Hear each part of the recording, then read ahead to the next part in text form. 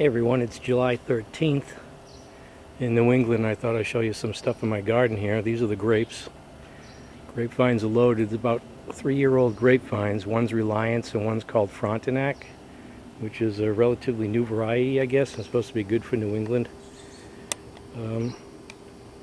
Birds don't seem to be interested in them yet, but I'm sure as soon as they start changing color, I'm going to have a problem. So I'm going to have to drape some of the bird netting over these to try to protect them, to make sure that I end up with some. They don't go all to the birds or squirrels or chipmunks. Here are my tomatoes. Put them in kind of late, but they're just starting to take off. And this is the Reliance grape, which is a little bit bigger, it seems, than the Frontenac, which is on the other side. Again, these are just, I think I'm supposed to thin these out. These are just 3-year-old vines. And this year they're really loaded. Over here I've got some gooseberries. There always seems to be enough to go around here. The robins seem to love these. And kind of a mild taste, but I guess you can make jam out of them, but they're very good. I like them. Once they get this color here, it's a nice, good, mild, sweet taste to them. And you can see they're just packed, so it's kind of difficult to protect these with any type of netting. I'll have to move them so I have access, 360-degree access around them, and also put them maybe in a raised bed. But they're loaded this year. But what I want to talk about is my blueberries. I got them in raised beds. They're 3x6 raised beds. And the birds are just going crazy for them, even when they're green. And I don't mind sharing the gooseberries, but I want my blueberries, so I'm protecting them with this netting. And I found that if you put the netting right on top of the bushes, they grab onto everything and they end up pulling berries off when you're trying to get the berries yourself. So I took this PVC pipe, made a frame out of it, and I just draped the bird netting over that. I've built 2 so far, and I guess I thought I'd show you how I made these. Because these here, these are starting to turn color, and the robins are starting to go after them, and I want to be able to try some of these myself and not just have all the wildlife enjoy them. This particular variety is Jersey. I got one here that's supposed to be Berkeley, and this one here is just it's called Northland, and you can see they're just starting to turn colors here. And you can see some of the bare stems where the birds have already attacked them, and there's still maybe a couple of pints left, but I want some of these.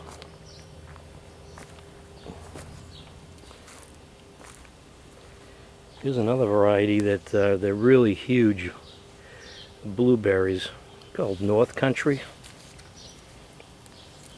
Look at the size of these.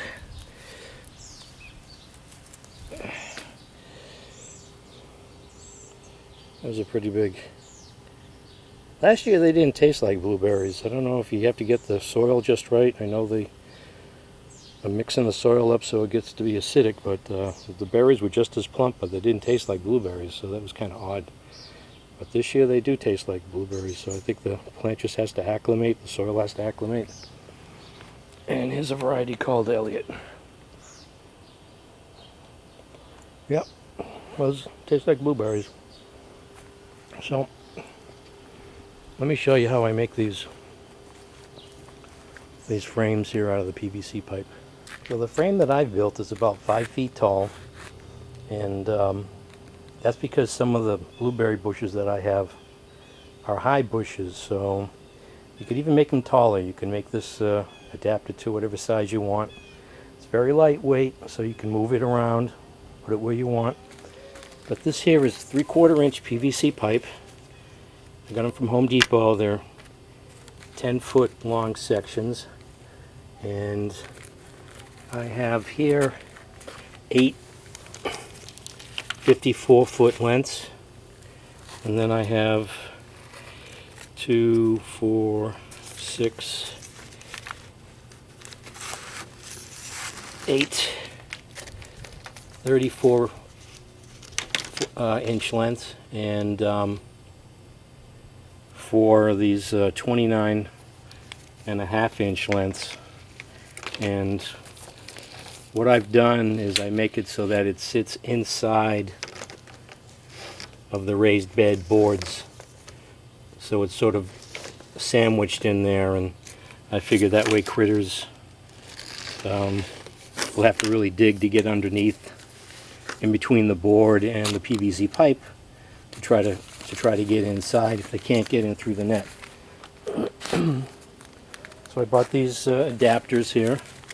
These are 4 T's, and these are 3/4 inch to 1/2 inch adapters, which thread, and that's the reason is because they don't seem to make this is called like a side outlet, and they don't have it so it's just 3 3/4 inch diameter holes. There's 2, and then there's 1 1/2 inch threaded, so that's why you have to take this and thread it into this in order to be able to use the 3/4 inch PVC pipe. So I've got 2, 4, 8 of these side outlet type of adapters, and I don't even glue it. I just cut it with a saw. I did find that if you use one of those, like the pipe cutters you use for copper pipe, it deforms the end of where the cut is. It sort of bulges it out a little bit, so it doesn't fit into the 3/4 inch adapters. You have to sand them down, so you just cut it with a nice fine tooth saw. This is the saw that I use right here, and they're really easy to cut. And I guess, you know, if you wanted to, you could take it apart. I don't know, this is like the 2nd season. I don't know if they get brittle over time with exposure to the UV sunlight, but they don't. I haven't noticed any chalkiness or any brittleness yet. I think it's the 2nd season that I've had those up. So they didn't crack during the winter either. So let me show you how I go ahead and assemble this, and I'll show you. I got one final piece that I need to cut. I'll show you how I cut that. It's pretty easy to cut.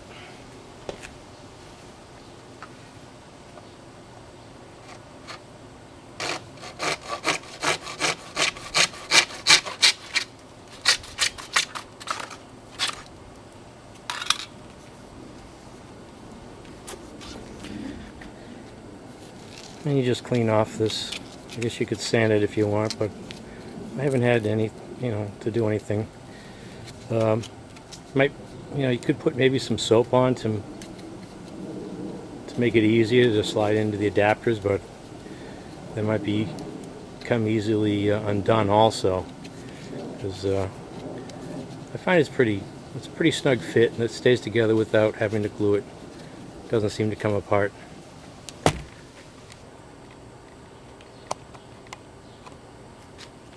So you want to thread all these 3/4 inch to 1/2 inch adapters into these 3 ways. You end up with 8 of these. So here's the bottom portion, and the top is just the same. So you can see here I've got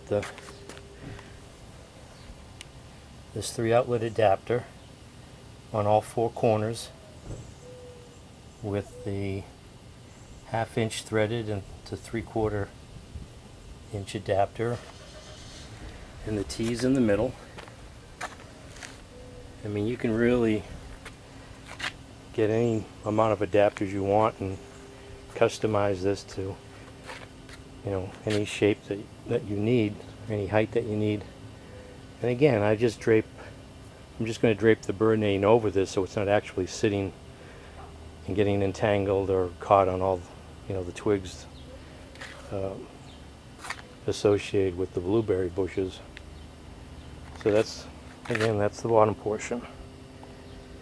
We put so there are the sides on. Now, one thing I did forget about is that because of you're adding this adapter, which is probably adding an inch, half inch, that this center post has to be about a half inch or an inch longer, but I mean, it doesn't have to be aesthetically perfect. It's going to be sagged, so it's going to be a little bit of a tilt in the middle here because I forgot to make these longer, but no big deal. So this is what it looks like when it's finished. I just drape the bird netting over, and I use this Velcro here to secure it to the frame. You could probably use some modifications. I mean, it's kind of difficult to get underneath here when I want to go get the blueberries myself, but I could make individual flaps, I guess, and somehow Velcro those on, but it's easy enough to pick up to get at the blueberries.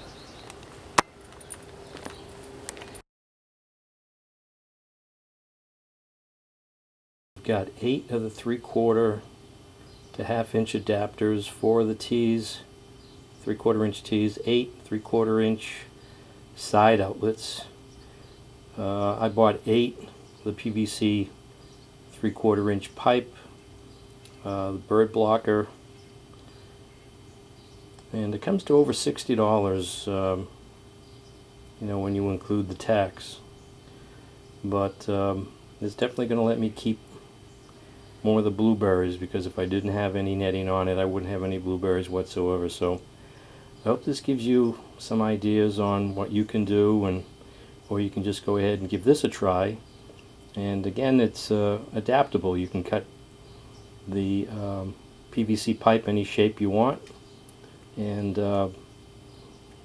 you don't have to have the netting sitting right on top of the plants, which again, with blueberries, I find that when you go to take the netting off, it pulls the blueberries off too. So I hope this gives you some ideas, and thanks for watching.